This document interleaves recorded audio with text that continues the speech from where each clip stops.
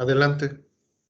Ok, muy buen día a todos. Estamos aquí reunidos en esta sala virtual para presenciar el examen oral de la experiencia recepcional de las estudiantes Jessica Denise Pérez Lino y Julia Viviana Miranda Peralta. Esto como requisito parcial para obtener su grado de licenciado en biología. Y en esta ocasión, ellas presentan la tesis que lleva como título Efectos de la restauración activa y pasiva en la diversidad de quirópteros del Centro Agroecológico Las Bellotas, Veracruz, México.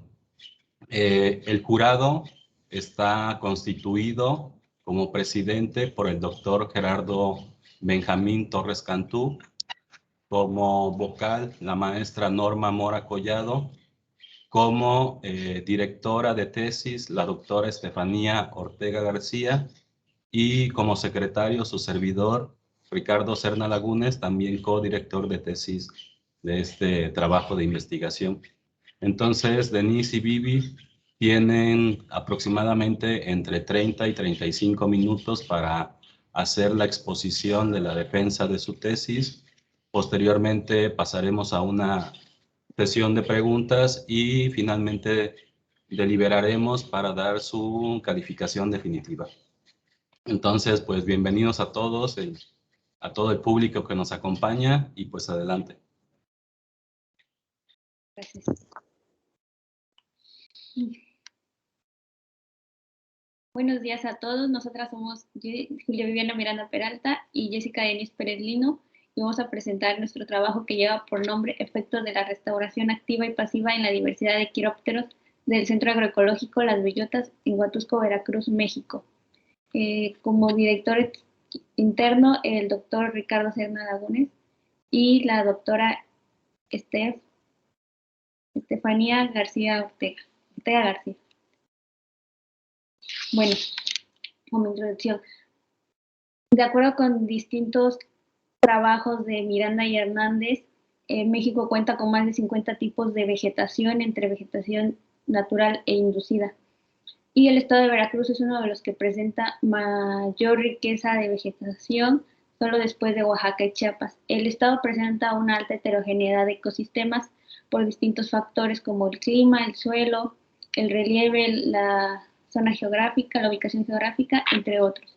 Dentro de esta heterogeneidad de ecosistemas se encuentra el bosque mesófilo de montaña, el cual se encuentra en una zona climática y geográficamente delimitada entre la selva tropical a una menor altitud y los bosques templados a una mayor altitud. Este ecosistema otorga servicios ambientales importantes como su participación en los ciclos hidrológicos, pues es primordial en la provisión de agua por sus altas entradas de precipitación. También participa en el ciclo de nutrientes y es hábitat para una gran cantidad de especies de flora y de fauna. Bueno, como es un hábitat para gran cantidad de especies y es un hábitat clave especialmente para los quirópteros, pues a este grupo le otorga refugio y alimento y a su vez le otorga al bosque mesófilo de montaña servicios ecosistémicos como la dispersión de semillas o la polinización de plantas. Sin embargo, la importancia de este ecosistema ha sufrido efectos negativos debido a diferentes actividades antropogénicas como el cambio de uso de suelo, en las que incluye la expansión agrícola, la expansión ganadera, el incremento de infraestructuras y algunas causas subyacentes como incendios forestales o huracanes. Estos efectos negativos tienen como consecuencia la pérdida de biodiversidad o la disminución de poblaciones. Bueno, sin embargo, estos efectos negativos o daños en el ecosistema se pueden revertir o minimizar mediante la implementación de la restauración ecológica. Esto es el proceso de asistir a la recuperación de un ecosistema que ha sido degradado, dañado o destruido e incluye la aplicación de estrategias para restablecer, ya sea de forma total o de forma parcial, la estructura y funcionalidad del ecosistema, así como también la dinámica de las especies que habitan en él. Las dos técnicas básicas de restauración es la restauración pasiva, mediante la cual se eliminan los factores de disturbio para permitir que ocurra la regeneración natural. Las características principales de este tipo de restauración es que se da en un tiempo prolongado, sin embargo el costo es menor, es más económico. Y la restauración activa, la cual consiste en la implementación de estrategias para acelerar la regeneración del ecosistema. Al implementar estas estrategias, pues esta técnica se da en un menor tiempo, sin embargo el costo es más elevado. La finalidad de nuestro estudio fue establecer si la estructura de la comunidad de quirópteros es afectada de forma diferencial por estas técnicas de restauración activa y pasiva en dos zonas de bosque mesófilo de montaña en el Centro Agroecológico Las Bellotas, en Huatusco, Veracruz. Bueno, el bosque mesófilo de montaña se ubica generalmente entre los 1100 y los 1500 metros sobre el nivel del mar.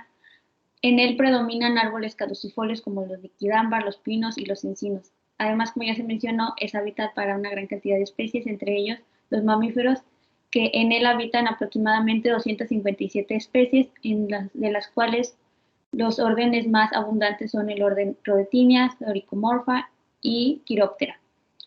El bosque mesófilo de montaña ocupa solo el 1% de territorio nacional, que son aproximadamente 8.809 kilómetros cuadrados, y por todas las causas que ya se han mencionado, es considerado un ecosistema amenazado. El estado de Veracruz se encuentran aproximadamente 1.400 kilómetros cuadrados de bosque mesófilo de montaña, dividido en 4 subregiones, las cuales son Cuenca la Antigua, Sierra Norte de Puebla, Huatusco, Coscomatepec, Pico de Orizaba. Cada una de estas subregiones presenta un grado distinto de degradación o fragmentación debido a actividades antropogénicas como la cacería, el pastoreo, la caficultura, entre otras. Nuestra área de estudio se encuentra dentro de la zona de Huatusco, Coscomatepec, la cual presenta una menor calidad respecto a las otras subregiones. Bueno, este bosque también alberga una gran cantidad de endemismos, como de anfibios, reptiles y mamíferos, y en cuanto a flora, alberga entre el 10 y el 12% de la diversidad de plantas conocidas para México. Además, se tiene registro que en él habitan todas las especies de murciélagos de los géneros Carolia, Dermanura, Epithecus y Glossophaga, así como 19 especies de murciélagos que habitan en el bosque se encuentran en alguna categoría de riesgo y 9 son endémicas de este. Bueno, los murciélagos son el único grupo de mamíferos que son considerados como realmente voladores. Estos poseen diversas dietas, ya que las distintas especies se alimentan de frutas, néctar, polen, insectos e incluso de sangre, o los hematófagos. Este orden se divide en 2 subórdenes, que son los megaquirópteros, conformados por una única familia que se distribuye a lo largo de Asia y África, o también conocidos como zorros voladores. Podemos ver un ejemplo aquí en la imagen de la izquierda. Y los microquirópteros, conformados por 17 familias que incluyen a la mayoría de las especies, y podemos ver también un ejemplo de Glossophaga soricina en la imagen de la derecha. La familia más grande de murciélagos del Neotrópico es la Philostomide, con 49 géneros y 140 especies. Bueno, algunos de los servicios ecosistémicos que desempeñan los murciélagos, como lo había mencionado Vivi, podemos destacar que los frugívoros y los polinívoros son dispersores de semillas y polinizadores de plantas, mientras que los insectívoros son controladores de poblaciones de insectos, por lo que previenen la formación de plagas. Los murciélagos de la familia Philostomide son considerados los mayores dispersores del continente americano. Esto debido a que presentan una característica muy importante, que es la hoja nasal, la cual ocupan para emitir sonidos de alta frecuencia, lo que les permite tener la boca libre para transportar frutos y así facilitar la dispersión de semillas. Es por esto que son considerados preponderantes en la regeneración de selvas y bosques. Los murciélagos prefieren unidades vegetales que oferten un adecuado hábitat, alimento y refugio para así mantener en equilibrio a sus poblaciones. Sin embargo, de acuerdo con Pinto y Kate, los efectos de las modificaciones del hábitat sobre la diversidad de murciélagos parecen que son dependientes de los rasgos particulares de cada especie, pues así como hay especies susceptibles, tal es el caso de Philostomus discolor, que podemos ver su imagen en la parte superior derecha, las cuales son sensibles a las alteraciones de su hábitat, pero también hay especies generalistas, las cuales muestran intensa actividad de forrajeo tanto en áreas conservadas como en áreas con actividad antropogénica, como es el caso de Artibeus lituratus, que vemos su imagen en la parte inferior. Es por esto que los murciélagos también son considerados como indicadores biológicos. ya que algunas especies reducen sus poblaciones ante estos cambios en el ecosistema. Los murciélagos se distribuyen a lo largo de todo el mundo, con excepción de la Antártida, y se sabe que hay más de 1.300 especies en todo el mundo. México alberga 138 especies de murciélagos, que representa el 10% de la diversidad mundial. Y el estado de Veracruz cuenta con 93 especies, de las cuales destacan los géneros Artibeus, Carolia, Dermanura y Esturnida. Bueno, como objetivo general tenemos analizar la influencia del tipo de restauración, pasiva o activa, sobre la estructura de la comunidad de quirópteros en el Centro Agroecológico Las Bellotas de Huatusco, Veracruz. Y como objetivos particulares tenemos realizar un listado taxonómico de los murciélagos capturados en la zona con restauración pasiva y zona con restauración activa. Clasificar los murciélagos capturados por su gremio trófico en cada una de las zonas y describir la estructura de la comunidad, riqueza y abundancia de los murciélagos en cada zona. Y como hipótesis, los procesos de restauración activa o pasiva del bosque mesófilo de montaña afectarán la estructura de la comunidad, riqueza y abundancia de murciélagos en el Centro Agroecológico Las Bellotas, Huatusco, Veracruz. Bueno, nuestro área de estudio se encuentra en el Centro Agroecológico Las Bellotas de Chicalaba, ubicado en el municipio de Huatusco, Veracruz. Esto es entrando por la Universidad Autónoma de Chapingo y en la parte de atrás del Centro Agroecológico de Las Cañadas. Esta zona presenta alrededor de 135 hectáreas, las cuales fueron utilizadas por más de 25 años como pastizal, hasta el año 2005, en el cual se destinaron entre 90 y 100 para la restauración del bosque de niebla. La zona se dividió en dos áreas. El sitio 1 se restauró mediante la técnica de restauración pasiva y el sitio 2 mediante restauración activa. Aquí hay unas imágenes de cómo se veía la zona en el año 1995 y cómo se veía hace unos pocos años en el año 2018. Y también la localización del Centro Agroecológico Las Bellotas, dentro del municipio. Bueno, para hacer la descripción de los sitios, trazamos transectos de medidas estándar de acuerdo al manual y procedimientos para el muestreo del campo de la CONAFOR, y con ayuda de los especialistas, el doctor Gerardo Torres Cantú y el doctor Jesús Cházaro Bazáñez, hicimos la descripción de la flora. El sitio 1, el cual cuenta con restauración activa, presentó una vegetación secundaria con mayor diversidad en comparación al sitio 2. En este sitio se hallaron plantas de los géneros Eugenia, Aracea, Piper, Psidium y Oreopanax. Aquí tenemos algunas de las imágenes de cómo se ve el sitio 1. Y también hubo gran abundancia de helechos arborescentes y plantas epífitas como bromelias y orquídeas. Sobre el porcentaje de cobertura de cada estrato fue de 42% para el estrato herbáceo, con presencia de pastos y selaginelas, de 25% para el estrato arbustivo, es decir, estuvo menos denso, y el que tuvo la mayor densidad fue el estrato arbóreo con 60% de cobertura. El sitio 2, el cual cuenta con una restauración activa en la que se realizó con la siembra de más de 20,000 árboles, en su mayoría de los géneros Quercus y Alnus acuminata, cuenta con,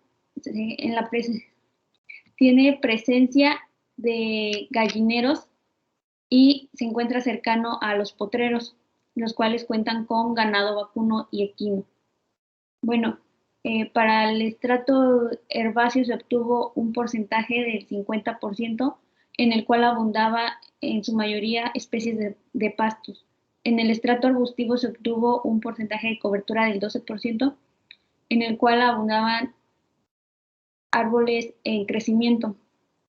Y para el estrato arbóreo, el cual presentó una mayor cobertura con un 75%, en el cual dominaban los árboles de los géneros Quercus. También cuenta con una fuente de agua, la cual es una corriente intermitente. Bueno, para el diseño de muestreo, se realizaron 3 muestreos en un periodo de 6 meses, iniciando el mes de octubre del año 2019 y finalizando el mes de febrero del año 2020. Aunque se tenían planeado realizar más muestreos, esto no fue posible debido a la contingencia derivada del COVID-19. Bueno, en cada muestreo se colocaron 3 redes de niebla en cada sitio con medidas de 9 metros por 2.5 metros a una distancia aproximada entre una y otra de 100 metros. Cada sitio en el que se colocaban las redes fueron marcadas sus coordenadas con la ayuda de un GPS. Las redes eran abiertas a partir de las 18 horas, revisándolas en lapsos de entre 30 a 45 minutos, hasta la medianoche, que eran cerradas. Bueno, una vez capturados los individuos, eran transportados en bolsas de manta para tomarles sus datos generales y morfométricos, así como edad, sexo, condición reproductiva, entre otros. Los datos registrados eran registrados en una ficha de campo como la que se encuentra en la parte superior derecha, para posteriormente ingresarlos a una base de datos. Una vez registrados todos los datos de cada individuo, eran marcados con un esmalte de uñas en alguna de sus garras para ser liberados. Esto era para evitar la duplicación de datos e identificar la recaptura.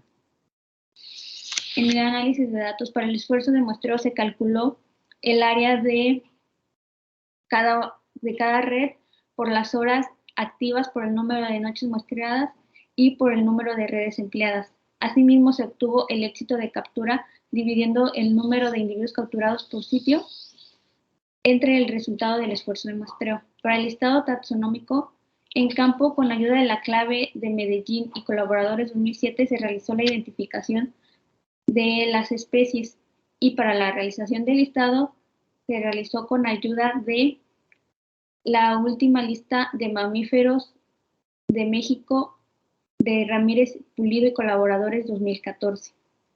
Para la clasificación de gremios tróficos se realizó de acuerdo a la clasificación de Medellín según la preferencia alimentaria.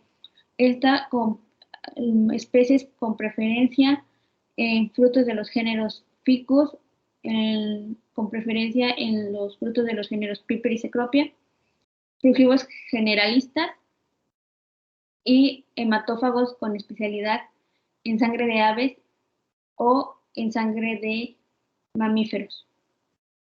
Para la clasificación de susceptibilidad se realizó de acuerdo a distintos autores: especies dependientes de hábitat, aquellas que habitan bosques continuos y maduros; especies sensibles, aquellas que también habitan en bosques continuos, maduros, pero forrajean en sitios como vegetación secundaria o vegetación riparia; y especies tolerantes, aquellas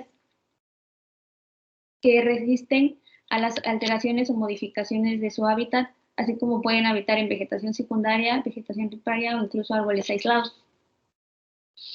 Bueno, también se clasificó a las especies de acuerdo a su estatus de conservación, esto con base en la NOM 059 de la Semarnat. Se ocuparon las clasificaciones de probablemente extinto, en peligro de extinción, amenazadas o sujetas a protección especial. También para comparar los hábitats de cada sitio se realizó una matriz de texto en la cual se incluyeron los datos de las especies y esta se ingresó al software INEX versión online, con la cual se generaron curvas de acumulación que nos mostraron la representatividad del muestreo. Para hacer la descripción de la comunidad, igualmente se utilizó el programa Excel, en el que incluimos todas las variables de sexo, edad, biomasa, estratos y condición reproductiva. Esto se metió en una matriz de texto al programa estadístico Infostat versión 2020, que generó un gráfico de análisis de correspondencia, el cual nos mostró la relación entre las especies y las variables que incluimos. Y finalmente, para hacer la comparación de la biomasa entre las especies compartidas por ambos sitios, se realizó una prueba de T por cada sitio y una prueba de T por ambos sitios en el programa estadístico Infostat 2020. Bueno, nuestros resultados. Obtuvimos un esfuerzo de muestreo total de 4.860 metros cuadrados de red sobre hora y un esfuerzo de muestreo por sitio de 2.430 metros cuadrados de red sobre hora. También obtuvimos el éxito de captura, el cual es el número de animales capturados por una hora red y fue más alto para la zona con restauración activa que para la zona con restauración pasiva. En total registramos 135 individuos organizados en 6 géneros y 13 especies. Las especies más abundantes que podemos ver aquí es Sturnira hondurensis a la izquierda, con 11 individuos en el sitio 1 y 37 individuos en el sitio 2, y Sturnira parvidens con 12 individuos en el sitio 1 y 24 individuos en el sitio 2. En el sitio 1, o en el sitio con restauración pasiva, registramos un total de 45 individuos y 8 especies, y en el sitio 2, o en el sitio con restauración activa, registramos un total de 90 individuos y 13 especies. Los géneros dominantes en ambas zonas fueron Carolia, Sturnira y Dermanura. Un estudio que se realizó cercano a nuestra área de estudio fue el realizado por Sosa y colaboradores en el año 2008 en el Centro Agroecológico de Las Cañadas, en el cual registraron 12 especies, 6 compartidas con nuestro estudio, las cuales son Esturnira hondurensis, Esturnira parvidens, Artibeus jamaicensis, Dermanura tolteca, Desmodus rotundus y Carolia presticillata. En la clasificación de gremios tróficos se clasificó Artibeus jamaicensis, Artibeus lituratus, Dermanura azteca, Dermanura tolteca, Dermanura phaeotis y Dermanura watsoni, con preferencia especial en frutos de los géneros ficus. Las especies Carolia presticillata y Carolia sowelli, con preferencia especial en los frutos de los géneros Piper y Cecropia. Y las especies Esturnira hondurensis y Esturnira parvidens como frugívoros generalistas, mientras que para los hematófagos Dífila caudata y Demus jungi con especialidad en sangre de aves y Desmodus rotundus con especialidad en sangre de mamíferos, principalmente domésticos como el ganado vacuno. En la gráfica que se muestra en la parte derecha, se observa la abundancia de murciélagos frugívoros respecto a los murciélagos hematófagos. Bueno, aunque no se encontraron especies de otros gremios, como insectívoros o polinívoros, no se descarta la presencia de estos, pues ya puede que haya la presencia, pues en Las Cañadas, que es una zona cercana, Sosa y colaboradores en el año 2008 registraron especies de estos gremios tróficos. En la clasificación de especies susceptibles y tolerantes a la alteración, 13 de las 13 especies que registramos en nuestro estudio, 12 se consideran tolerantes, pues estas especies se alimentan de plantas que se encuentran generalmente en sitios alterados y se encuentran en nuestro sitio de muestreo, que como ya mencioné son Piper, Cecropia, Ficus y Solanum, que son plantas principalmente pioneras en la regeneración de los ecosistemas. Solamente Esturnira hondurensis se considera sensible a la degradación del hábitat. Y las especies hematófagas que fueron de Desmodus rotundus, Demus jungi y Dífila caudata, se le atribuye su presencia debido a la actividad ganadera que hay en la zona y a la presencia de aves de corral. De acuerdo a la NOM 059, el estatus de conservación de las especies, 2 especies de las 13 que registramos se encuentran bajo la categoría de sujetas a protección especial, que son Dermanura watsoni y Demus jungi. Principalmente Desmodus jungi porque es confundido con el vampiro común que es Desmodus rotundus, el cual causa daños en el sector ganadero. Al ser confundido esta especie, la atacan, por ello se encuentra en esa categoría. Bueno, la estructura de la comunidad de murciélagos en cada sitio de estudio. Como podemos ver en la gráfica, la mayor abundancia se registró durante el mes de octubre con 94 individuos por ambos sitios, y la menor abundancia durante el mes de diciembre con solo 12 individuos por ambos sitios. Podemos atribuirle esta baja abundancia de individuos durante los meses de diciembre y febrero a las bajas temperaturas que hubo durante esos meses.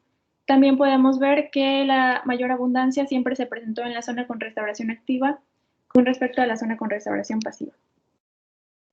Bueno, la curva de extrapolación y rarefacción basada en el tamaño de la muestra, la línea naranja nos indica el sitio 1 y la línea azul nos indica al sitio 2. Podemos ver que se registró mayor riqueza y abundancia en la zona con restauración activa. Sin embargo, los intervalos de confianza se sobrelapan, lo que quiere decir que la diferencia no fue significativa entre ambos sitios. Esto es que las técnicas de restauración empleadas no presentaron un efecto diferencial entre las especies que se capturaron en cada sitio. Y la curva de completitud de la muestra, pues nos indica que tuvimos una cobertura de 95% de muestreo para el sitio 1 y de 93% de muestreo para el sitio 2. Sin embargo, también como en la gráfica anterior, no hay una diferencia significativa, ya que solo fue del 2% en la riqueza observada entre ambos sitios. Bueno, así como lo mostró la curva anterior, la completitud de la muestra, esta curva nos muestra que si aumentamos los esfuerzos de muestreo en la curva del sitio 1, probablemente no se registraría mayor número de especies. Sin embargo, la curva 2, que presenta una mayor pendiente, que es la de la zona con restauración activa, probablemente al aumentar los esfuerzos de muestreo sí se registraría un mayor número de especies. Bueno, el análisis de correspondencia, el cual nos muestra una relación entre las distintas variables que hay de las especies, entre las especies y las variables, se puede observar que Artibios jamaicensis, Artibios lituratus y Carolia perspicillata presentaron una relación con los estratos arbustivos de cobertura baja, mientras que el resto de las especies presentaron una relación con los estratos arbóreos de cobertura media alta. Asimismo, se observa que Dermanura tolteca, Carolia sowelli, Dermanura watsoni y Sturnera parvidens tuvieron una relación mayor con la etapa de adulto y no presentaban condición reproductiva. Mientras que Dermanura azteca, Sturnera hondurensis, Diamos jungi, Dífila y caudata presentaron una mayor relación con la etapa juvenil, que sí presentaban alguna condición reproductiva. Bueno, para comparar las especies, la biomasa entre las especies compartidas de ambos sitios, se realizó una prueba de T, en la cual se obtuvo un promedio de biomasa para la zona con restauración pasiva de 19.19 gramos, mientras que para la zona con restauración activa se obtuvo un promedio de biomasa de 19.82 gramos, obteniendo un valor de T de 0.76 y un valor de P de 0.44, lo cual nos indica que las diferencias no fueron significativas, por lo que se sugiere que los tipos de restauración no tuvieron un efecto diferencial entre la alimentación de estas especies. Bueno, el efecto que tuvo la restauración en la comunidad de los murciélagos. El género que tuvo mayor riqueza en ambos sitios fue Dermanura con 4 especies, mientras que el género con la mayor abundancia fue Sturnera con el 62% de las capturas, seguido de Carolia con el 17% de las capturas. Todas las especies pertenecientes a estos géneros, a excepción de Sturnera hondurensis, como ya lo mencionamos, se consideran de hábitos generalistas y consumidores de las especies que se encontraban en la zona. El sitio 1 presentó el 33.3% del total de individuos, mientras que el sitio 2 presentó una mayor abundancia, pues registramos 5 especies más, con el 66.7%. Los procesos de restauración no mostraron diferencias en la diversidad de especies de murciélagos, ya que nos indica que ambos sitios mostraron una oferta adecuada de recursos para que pudieran estar presentes estas especies en ambos sitios. Como conclusiones, tenemos que capturamos 135 individuos pertenecientes a 6 géneros y 13 especies. Las especies dominantes fueron Sturnera hondurensis y Sturnera parvidens. El gremio más abundante fue el frugívoro con el 74% de las capturas, seguido del hematófago. Se capturaron las 3 especies hematófagas que existen, que son Dífila caudata, Desmos rotundus y Diamos jungi.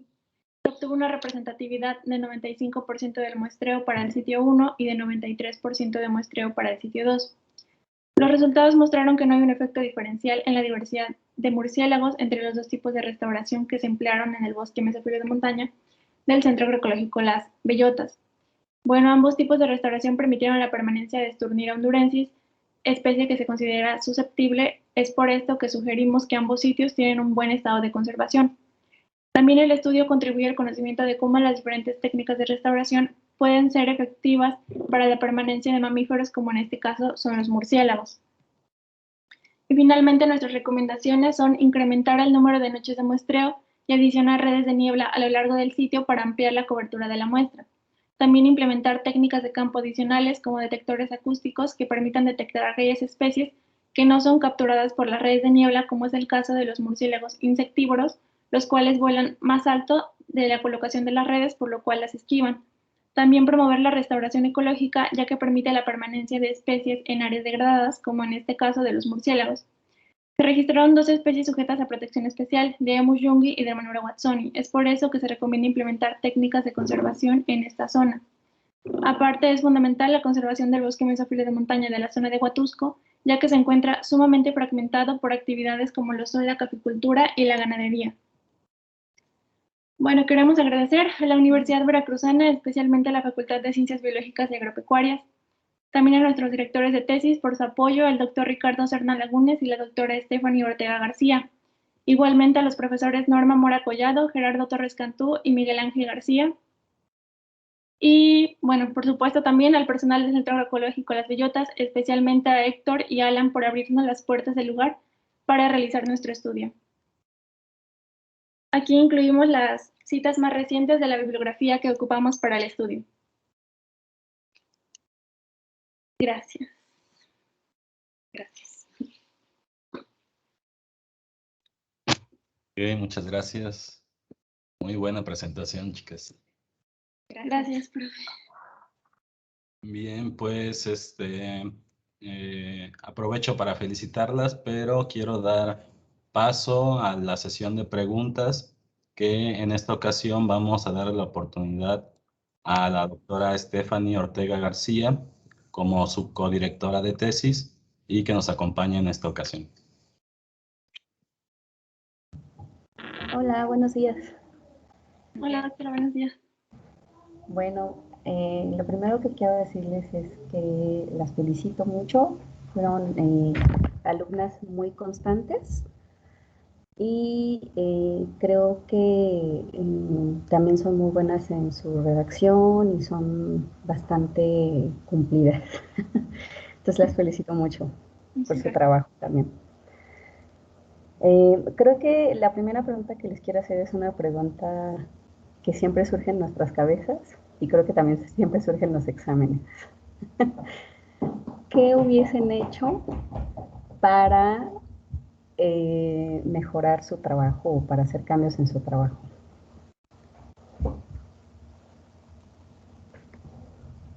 Bueno, pues como pusimos en las recomendaciones, si hubiera sido posible, nos hubiera gustado hacer más noches de muestreo para ampliar la cobertura de la muestra, así como también utilizar otras técnicas de muestreo, ya sean emplear más redes para cubrir más área de la zona o emplear sensores acústicos para registrar aquellas especies que no fue posible registrar con la técnica que utilizamos.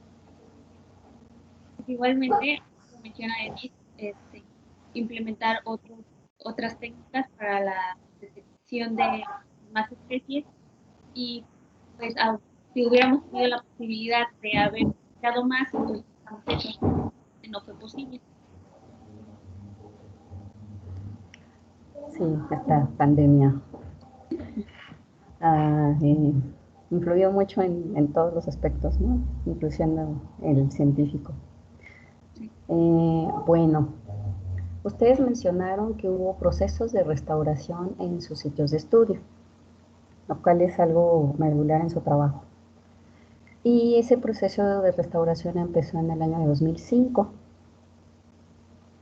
Entonces la pregunta es, ¿qué panorama creen que hubieran encontrado si ustedes no hubieran muestreado en el año 2020, sino en el año 2008 o 2010? ¿Qué hubiese pasado? ¿Qué especies hubiesen encontrado? ¿Creen que hubieran encontrado diferencias? ¿Qué creen que hubiera pasado con su estudio? Probablemente hubiéramos encontrado una menor riqueza, pues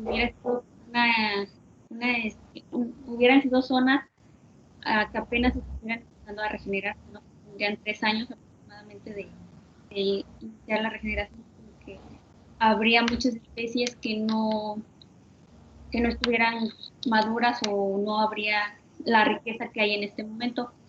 Asimismo, a lo mejor encontraríamos una menor abundancia, pues solo especies que fueran de paso o fueran a correr. Sí, también, como dice Vivi, bueno, los procesos de restauración son largos, ¿no? Al implementar la técnica de restauración activa, pues se puede reducir un poco el tiempo, pero en sí los procesos de restauración se llevan un tiempo largo. Entonces, al tener pocos años de restauración, pues sí, seguramente la diversidad de murciélagos hubiera sido mucho menor a la que encontramos ahora. Y seguramente, probablemente no hubiéramos encontrado a la especie de Sturnera hondurensis porque se considera sensible o susceptible. Entonces, en ese entonces no hubiera habido las condiciones necesarias para albergar tanta diversidad o tanta riqueza de especies. Ajá, muy bien. Entonces es importante puntualizar eso, ¿no? Que los procesos de restauración han sido muy efectivos, pero una vez que el proceso de restauración ya ha madurado, ¿no? Por decirlo así. Muy bien. Eh, mi última pregunta es, eh, ¿qué pasa con algunas de las especies que ustedes encontraron? Encontraron murciélagos hematófagos, ¿no? Háblenos un poco de esa situación.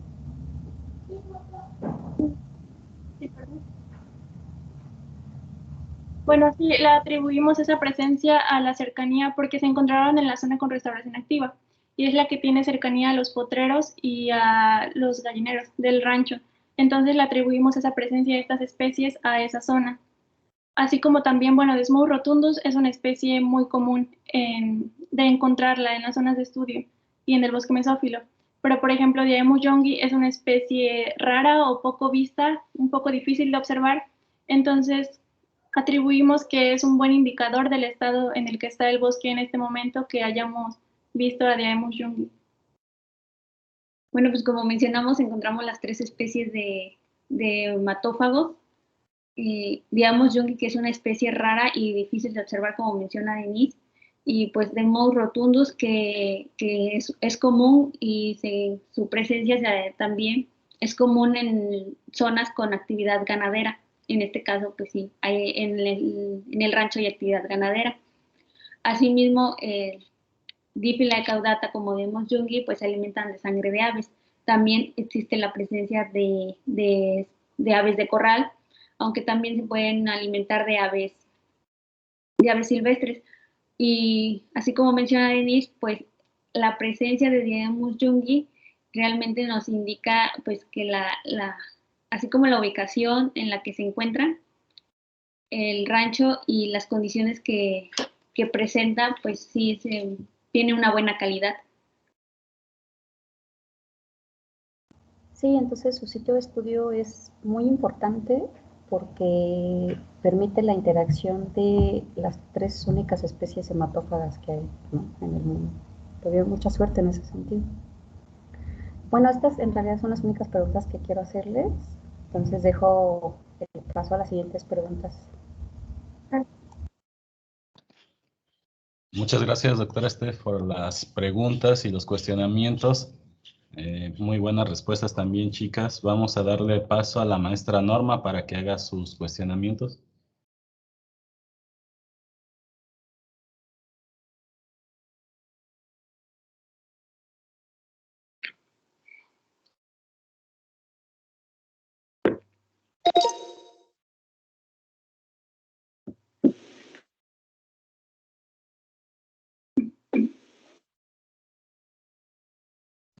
Norma, ¿nos escuchas?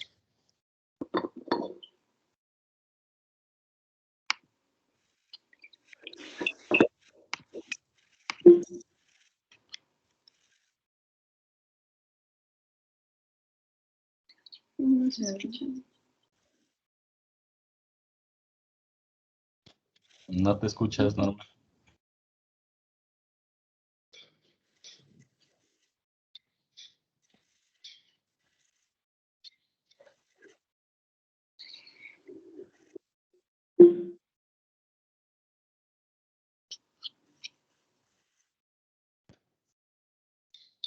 O si mientras se compone el audio, le damos paso al doctor Gerardo.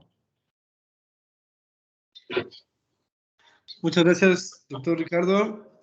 Muchas gracias, chicas. La verdad que qué bonito trabajo. O sea, desde la cuestión, pues me imagino de todo el trabajo de la elaboración y meterse en ese grupo. O sea, conforme empezaron a presentar, a hacer la presentación, pues yo la veía como una trama.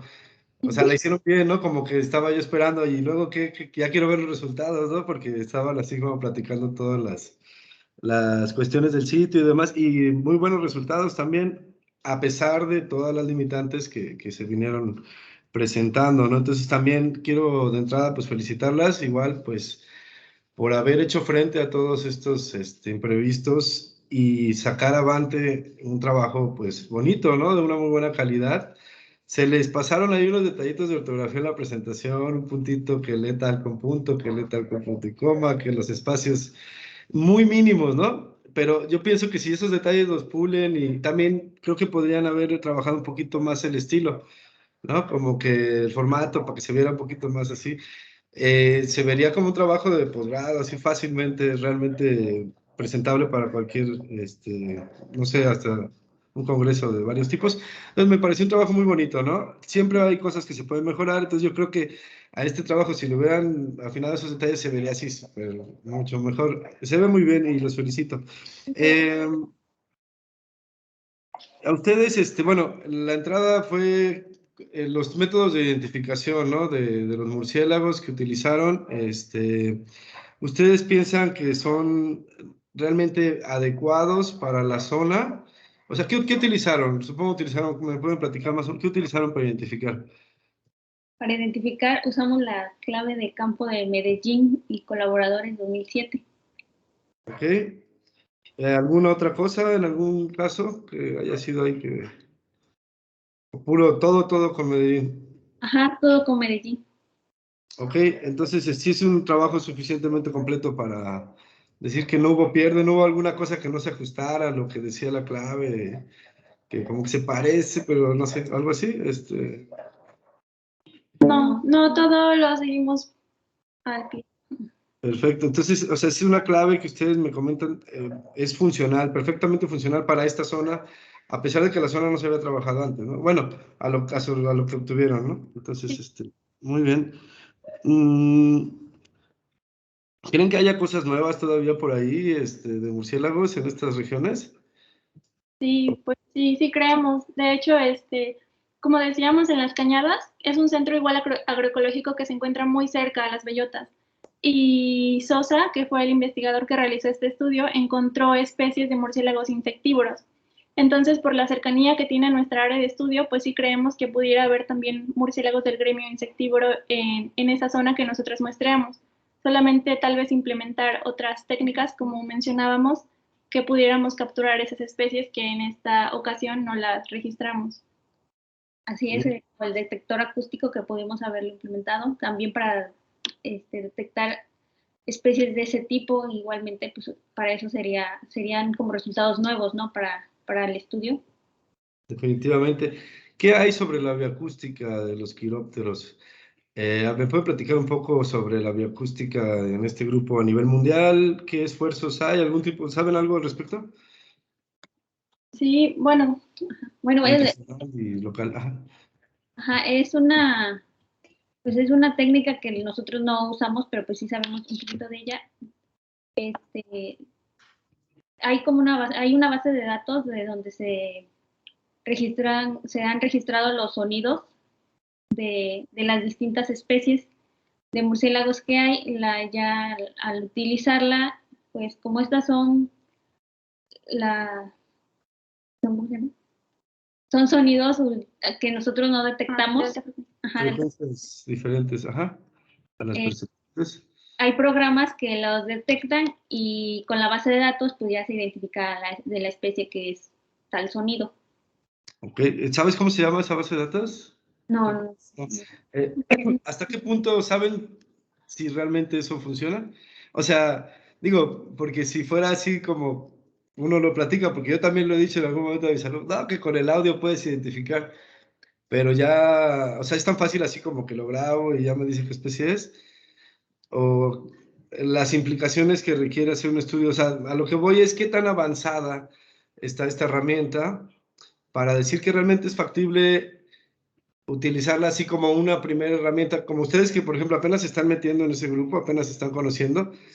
Creo que es importante entender pues la complejidad de la bioacústica, ¿no? O sea, realmente sí hay aparatos que detectan estas frecuencias, pero hay un montón de cosas que generan ruidos en esas frecuencias y entonces hay que hacer como trabajo de software, ¿no? De depuración de ruido y cosas que pues no tenemos ni idea los biólogos. Digo, supongo que pero bueno, creo que es muy importante que empiecen a considerarse esa herramienta. En algún momento pudiera ser realmente factible, ¿no? Obviamente se requiere equipo especializado que afortunadamente cada vez es más accesible, pero entonces hay que, muy bien. Dentro de las técnicas básicas, ¿no? ¿Qué más pudieron ustedes haber hecho? Aparte de la bioacústica y la red de niebla que usaban, a la altura que lo usaban, ¿qué más pudieron haber hecho para encontrar más murciélagos? a colocar más cantidad de redes o por ejemplo, los insectívoros que se encuentran muy cercanos casi siempre a los arroyos, riachuelos y así, por donde van los insectos ahí. Entonces tal vez poner más redes cercanas a los riachuelos o a estas fuentes de agua que había en la zona. Muy bien, muy bien. Perfecto, sí, creo que eso es lo importante. O sea, ustedes identifican una posible solución a estas, o sea, saben que hay insectívoros, no salieron, qué pudo haber pasado, tal vez, pues, es una muy buena interpretación. Eh, ¿Se sienten satisfechas con su trabajo? ¿Cómo se sienten ustedes? Pues sí, ¿no? Nos Sí, sentimos bien. sí, pues sí, nos sentimos bien con lo que obtuvimos, a pesar de todas las inconvenientes que tuvimos debido pues, a la pandemia, pero pues de haber sido posible si nos hubiera gustado seguir muestreando para tener como así, evitar el sesgo que tuvimos. Muy bien, sí, claro, pues bueno, siempre hay maneras de mejorar. Me parece muy interesante también la cantidad de información que generan a partir de estas colectas, ¿no? O sea, de estos registros, relacionándolo con diferentes factores y demás. Entonces, creo que incluso hubo muchas cosas y mucha información a la que no se le sacó todavía el jugo. O sea, le sacaron un montón de jugo a todo este trabajo porque tienen muchos datos y aún creo que quedó mucho por todavía trabajar. ¿Van a seguir trabajando esta temática? ¿Cuáles son sus planes ahí? Sobre ese desarrollo de esos temas. Pues sí, realmente nos gustaría, bueno, personalmente sí me gustaría seguir aprendiendo más, ¿no? Estudiando más a los murciélagos, igual ir cambiando las técnicas, ir implementando, pues sí, adquiriendo mayor conocimiento sobre este orden que es muy importante y realmente también para las personas que desconocen y yo creo que es uno de los que tiene mayor, pues sí, desconocimiento ante el público en general, ¿no? Que como que los interpreta como malos, que son malos los murciélagos y así. Sí, sí, están estigmatizados, ¿no? Ajá, exacto. No, pues qué bueno, este tipo de trabajos ayuda mucho. La pequeña lista de especies, ¿no? Que tienen, aunque es pequeña, si la ilustran adecuadamente, pues tienen un material muy bueno de difusión y también pues un material muy bueno científico. Todos esos datos que hay ahí, todo lo que obtuvieron, pueden generar todavía cosas más allá. Y pues bueno, creo que por mi parte ya, porque si no me sigo pensando y me va a tardar mucho. Las felicito otra vez por todo este trabajo y bueno, me faltó hablar un poquito del trabajo del campo, ¿no? Que es esa parte, que seguramente pues fue toda una experiencia ahí, Y pues bueno, pero dejo pasar a mis compañeros, y pues les agradezco mucho la presentación, chicas, y todo lo demás. Muchas felicidades. Muchas gracias. Gracias, doctor Ricardo. Muchas gracias, doctor Gerardo, por sus aportaciones. Maestra Norma, ¿cómo vamos con el audio? ¿Ya me escuchan? Excelente. Adelante, por favor. Perdón, es que mi computadora tiene muchas fallas. No sé qué le sucede últimamente. Bien, pues antes que nada me gustaría felicitarlas. Me gustó ese cambio que presentan ahora con este proceso de terminación de su carrera. Me tocó recibirlas por allá en primer semestre, bastante introvertidas para mi ver. Pero me dio mucho gusto verlas ahora sí, ojalá sigan proyectándose de esa manera y este trabajo que realizaron con el doctor Ricardo y la doctora Estefania, pues estuvo muy, muy interesante. Ojalá no la dejen ir, como dicen, si están muy interesadas todavía en estos temas, pues muy interesante. Y mi duda, quizá no lo percibí bien por cuestiones técnicos, mencionaban que habían encontrado la mayoría de las especies en el estrato arbóreo o arbustivo. Arbóreo de cobertura media alta, sí. Ajá, tuvieron una mayor relación con respecto a los estratos arbóreos de cobertura media alta. ¿Y eso que tiene o cómo me lo relacionan con el ciclo de vida de los murciélagos en general? O sea, los que más estuvieron ahí, por decirlo así. Bueno, pues los murciélagos, como mencionamos en la presentación, pues prefieren una adecuada hábitat y pues entre mayor cobertura para ellos presenta una mejor calidad en su hábitat. Entonces, pues, a pesar de que se consideran tolerantes y resistentes, pues sí tuvieron una mayor relación o afinidad con este estrato de mayor cobertura. Ok.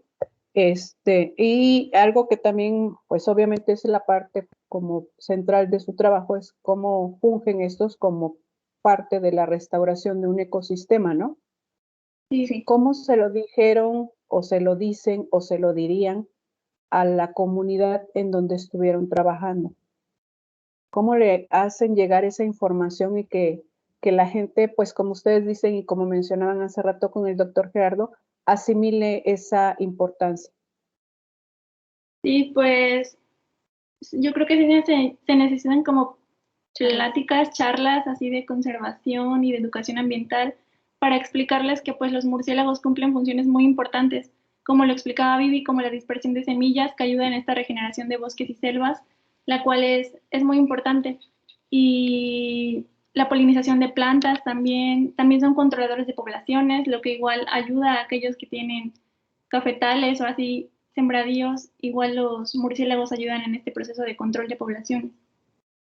Sí, así como menciona Denise, pues es importante las pláticas de educación ambiental y concientización, pues la mayoría de las personas los ven como organismos malos que causan males, como ahorita que los pusieron como el principal culpable de esta contingencia, de esta pandemia, y pues así igualmente pues darles a entender que tienen muchas funciones importantes pues para los ecosistemas, incluso para otros sectores pues también polinizan el agave, que también tiene importancia económica.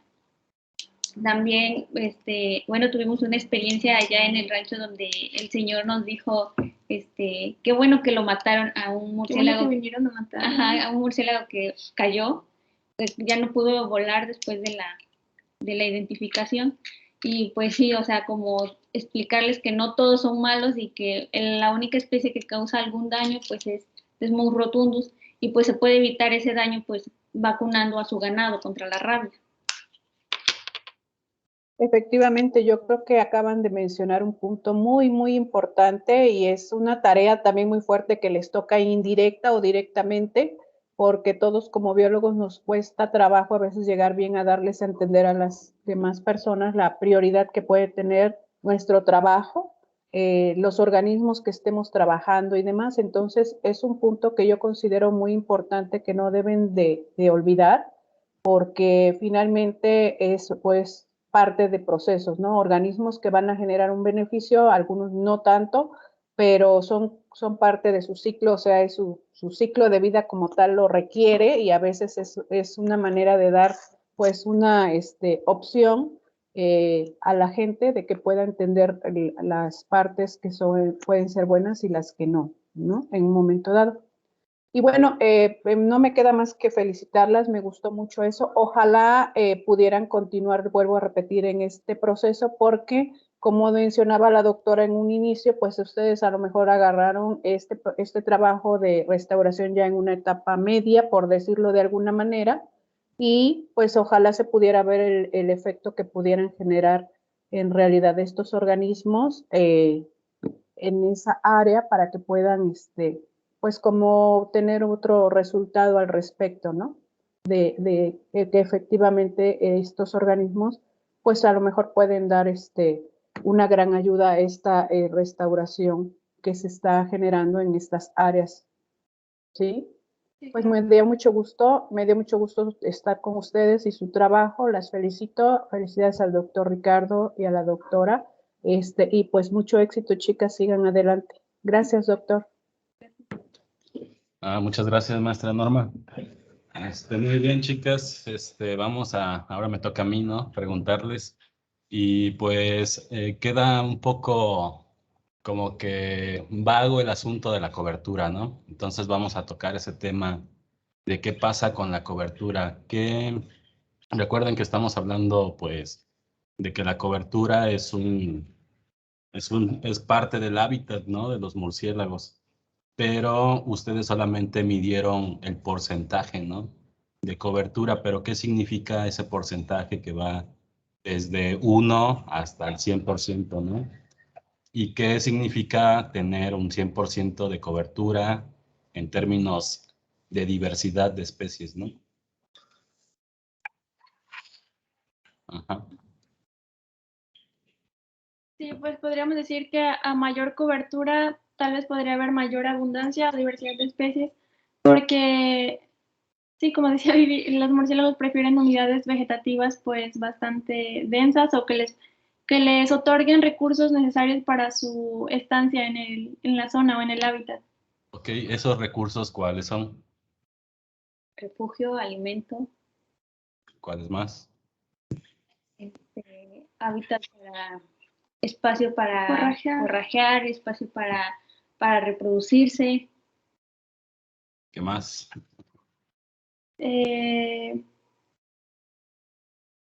Por ejemplo, bueno, también las fuentes de agua, no sé si Efectivamente, ajá. el recurso. Ok, bueno, entonces ya hablamos de alimento, de espacio, ¿no? Pero también la cobertura es una, pues, capa que permite también la depredación, ¿no?, de los murciélagos. Entonces muchos murciélagos, pues, utilizan la cobertura, estos espacios de mayor cobertura para pasar de un paisaje a otro para buscar justamente esos recursos, ¿no? Porque donde a veces no hay cobertura, pues no hay murciélagos, ¿no? Sí. Ok, entonces, si ustedes fueran murciélagas, ¿qué coberturas utilizarían para hacer sus necesidades fisiológicas diarias como si fueran murciélagas? Pues así como nos sugirió el análisis de correspondencia en el cual los murciélagos tuvieron una mayor relación con las coberturas medias altas, pues es la mayor cobertura que obtuvimos, la media alta en el estrato arbóreo. Entonces, pues sí, ¿no? Me imagino que al haber más cobertura, estos hacían más oportunidad de cumplir sus necesidades. Exactamente, sí. Entonces, justo, pues su estudio trata de eso, ¿no? De describir cómo se comportó esta comunidad de quirópteros con base o como una respuesta, ¿no?, a los efectos de la restauración medidos a través de esta cobertura que se midió, ¿no?, con estos indicadores de CONAFOR. Muy bien, chicas. Entonces, pero, ¿qué otras cosas hubieran medido dentro de esa cobertura? Ustedes nada más midieron porcentaje, ¿no? ¿Qué otras cosas hubieran medido? La diversidad de plantas que hay en el sitio. La vegetativa. Ajá, la diversidad vegetativa. Tal vez la altura de los árboles o la altura de cada estrato. Uh-huh. Y ya, para ver qué tan... Ajá, yo creo que también sería importante medir ahí, pues, la diversidad de alimento disponible que hay para los murciélagos, y eso se hace a través de las excretas, ¿no? Sí. Uh-huh. Muy bien, chicas, pues, hay mucho más preguntas, pero sobre todo, pues, quiero hacer mención, ¿no?, del trabajo de campo que, pues, nos chutamos, ¿no? Que para mí fue, pues, algo nuevo con ustedes y con todos los que íbamos, ¿no? Porque sí era dividirnos, ¿no? Y estar en ambos lados y que tratarlos de enseñar, porque fue prácticamente, pues, ir aprendiendo sobre la marcha, ¿no? Porque si no éramos especialistas, nos fuimos haciendo especialistas y finalmente, pues ya lo vemos concretado en este trabajo de investigación, ¿no? Y ahora nos volvimos especialistas en cómo esta comunidad de quirópteros, pues, está habitando estos bosques mesófilos, ¿no?, que son muy importantes para esta región. Y pues felicidades, chicas, me dio mucho gusto ver que ensayaron muy bien su presentación y muy buenos resultados, hay que publicarlos. Esto seguramente nos lo van a arrebatar de las revistas, ¿no?, para que sea publicable. Felicidades a su familia. Bueno, vamos a pedirles que nos den 5 minutos para deliberar, poner sus calificaciones y vuelven a entrar, por favor, para darles su veredicto. Ok, sí, muchas gracias. Gracias a todos.